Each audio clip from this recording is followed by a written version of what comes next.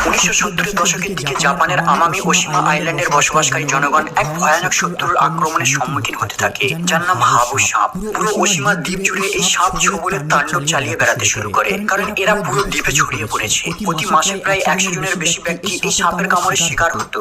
হাবু সাপ অন্যান্য বিষধর সাপেদের থেকে অনেক বেশি বিষাক্ত।